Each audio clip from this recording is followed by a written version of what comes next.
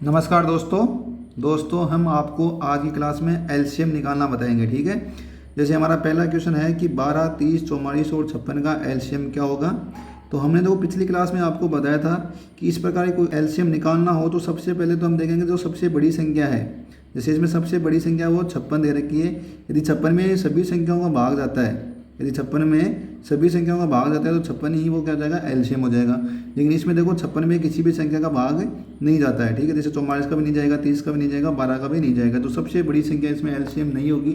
तो हम आपको एलसीएम निकालने के दो तरीके बताएंगे। ठीक है। पहला तरीका है वो तो हम एक तो हम करके फैक्टर करके निकाल सकते हैं। क्या करेंगे, गुणनखंड करके निकालेंगे। दूसरा है जो नॉर्मल हमको स्टार्टिंग जो स्कूल में बताया जाता है। ठीक है। जैसे हम पहला तरीका है वो करेंगे, वो मतलब इजी भी रहेगा। उसके बाद हम आपको गुणनखंड वाला तरीका बताएंगे। ठीक है। जैसे इसमें 12, 30, 44 और 56 ये संख्या दे रखी है। तो सबसे पहले हम 2 का भाग देंगे इनमें। जब 2 का भाग देंगे तो इसमें 6 बार गया, इसमें 15 बार गया, इसमें 22 बार गया और इसमें 28 बार चला गया। ठीक है। उसके बाद देखो फिर 2 का भाग दे सकते हैं हम, तो 2 का फिर भाग देंगे। तो देखो 2 का इसमें क्या 3 बार गया, इसमें 15 में जाएगा नहीं। 2 का इसमें 11 बार गया, इसमें कितने बार गया, 14 बार गया। इसके बाद देखो अभी फिर भी हम 2 का भाग दे सकते हैं क्योंकि 14 आ रहा है। तो इसमें फिर हम 2 का भाग देंगे तो इसमें जाएगा नहीं, 3 का 3 है जाएगा, 15 में भी नहीं जाएगा, 11 में भी नहीं जाएगा और 7 हो गया। हाँ अभी तो देखो 3 और 15 है तो इसमें 15 में 3 का भाग में चला जाएगा। तो 1 बार गया, इसमें 5 बार गया, इसमें 11 बार गया, इसमें 7 बार गया। अब देखो अब सब प्राइम नंबर है तो पहले 5 का दे देंगे हम। जब 5 का देंगे तो देखो 1, 1, 11 और 7 बचेंगे। अब हम 7 का दे देंगे। ठीक है। तो 7 का देंगे तो 1, 1, 11 में जाएगा नहीं, 7 में 1 बार चला गया, अभी तो बचा 11। तो उसका 11 में दे देंगे तो 1, 1, 1 और 1 यही बचेंगे। ठीक है। अब देखो इनको आपस में गुणा कर देंगे। क्या करना है, गुणा करना है। तो 2 दूनी 4, 4 को 2 से गुणा करेंगे तो कितना हो गया 8, 8 को 3 से गुणा करेंगे तो कितना हो गया 24, जब 24 को 5 से गुणा करेंगे तो 120 हो जाएगा। 120 को कितने से गुणा करना है, 77 से गुणा करना है। तो 120 इंटू 77 जब गुणा करेंगे तो देखो 12 संख्या कितना हो गया 84 हो गई। कितने कैरी करेगा, 8 कैरी करेगा। तो 12 संख्या 84, 84 तो कितना हो गया 92 हो गए। कितना हो गया 92। जो आगे जीरो है वो जीरो का जीरो लगा देगा। तो 9240 ये इसका आंसर हो जाएगा। तो ऑप्शन ए इसमें हमारा सही आंसर हो जाएगा। ठीक है। अब देखो आपको मैं दूसरा तरीका बताऊंगा इसका। ठीक है। इसका दूसरा तरीका है वो क्या करेंगे, हम फैक्टराइजेशन करके करेंगे, इसका फैक्टर करके। जैसे हमको जो संख्या दे रखी है वो है कि 12, 30, 44 और 56 दे रखी है। 12, 30, 44 और 56 दे रखी है। तो 12 का फैक्टराइजेशन करेंगे सबसे पहले। तो 12 को गुणनखंड कर देंगे। देखो 12 में किस किस संख्या का भाग जाएगा वो देखना है।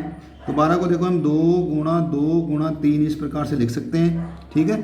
तो 12 का फैक्टराइजेशन करेंगे तो 12 को 2 गुणा 3 इस प्रकार से 12 का ये गुणनखंड हो गया। इसके बाद हम 30 का जब गुणनखंड करेंगे तो देखो 30 में पहले 2 का भाग देंगे, उसके बाद हम कितना का देंगे 3 का देंगे, उसके बाद हम देंगे 5 का भाग देंगे। कितना गया 5, तो 2 हो गया 6, 6 5 30 हो गया। उसके बाद 44 है तो 44 में भी 2 का जाएगा। फिर 22 है, 22 में भी 2 का चला जाएगा। उसके बाद ये 11 बचेगा। ठीक है। इसके बाद 56 दे रखा है तो 56 में पहले 2 का देंगे, फिर 2 का चला जाएगा, फिर उसके बाद कितना जाएगा 2 का चला जाएगा और उसके बाद बचेगा 7। तो हम 7 का भी दे दें। दोस्तों हमने सबका क्या कर लिया, गुणनखंड कर लिया, सबका फैक्टराइजेशन कर लिया। और इसमें देखो क्या करना है, इसमें देखो 2 जिसमें सबसे अधिक बार आया उसका उतने को उतना लिख लो। कितने बार है 2 को, इसमें देखो 3 बार 2 आया है। कितने बार है 3 बार। तो इसमें देखो 2 बार है, इसमें 2 बार है, इसमें 1 बार है, इसमें 2 बार है। तो जिसमें जितने ज़्यादा 2 आ रखे हैं ना, कितने बार आएंगे 3 बार। तो उसको वैसे के वैसे लिख लो। तो 2 की घात कितनी हो जाएगी 3 हो जाएगा ये तो। उसके बाद देखो 3 किस में, देखो 3 इसमें भी 1 बार है, इसमें भी किसी में भी 2 बार 2 नहीं आया ना। तो 3 कितनी बार है 1 बार है ना, किसी भी संख्या में 3 एक ही बार आ रहा है। ठीक है, गुणनखंड में। उसके बाद देखो अब क्या बच गया हमारा, प्राइम नंबर बच गया। प्राइम नंबर देखो 5, 7, 11 उनको ऐसे के ऐसे लिख दो 5, 7, 11। ठीक है। 5, 7, 11 तो ये हो गया 8। 8 को जब 3 से गुणा करेंगे तो कितना हो जाएगा 24। 24 को 5 से गुणा करेंगे तो 120 हो जाएगा। 120 को 77 से गुणा करेंगे तो 9240 ये हमारा आंसर आ जाएगा। तो दूसरा तरीका हमारा यह है कि इस प्रकार से भी हम एलसीएम ज्ञात कर सकते हैं। इसमें क्या करना है, इतने सबसे ज़्यादा 2 बार आ रखे हैं उतने 2 हमको लेने हैं। उसके बाद देखो 3 इसमें भी 1 बार है तो 1 हमको 3 एक बार लेना पड़ेगा। तो दोस्तों हमारा अगला क्वेश्चन है वो इस प्रकार से है कि इसमें देखो हमको एलसीएम बताना है। ठीक है। ये जो दे रखा है संख्या, इनमें से इनका एलसीएम बताना है। तो आपको जो मैंने पहले क्वेश्चन में बताया कि वो कोई भी संख्या जितना ज़्यादा आ रहा है ना वही उसका एलसीएम होता है। अब इसमें देखो सबसे बड़ी घात देखो 2 की घात 3 है, इसमें 2 की घात 2 की घात 3 तो सब में आ रही है, तो 2 की घात 3 तो आएगा। ठीक है। अब देखो इसमें इसमें देखो 3 की घात 5 दे रखी है, इसमें 3 की घात 2 रखी है, इसमें 3 की घात 1। तो सबसे ज़्यादा वाली घात कौन सी है वो अपने को लेगा एलसीएम, तो ये 3 की घात 5 आ जाएगा। इसके बाद देखो इसमें देखो 5 की घात 2 है, 5 की घात 3 है, इसमें कितनी है 5 की घात 4 है।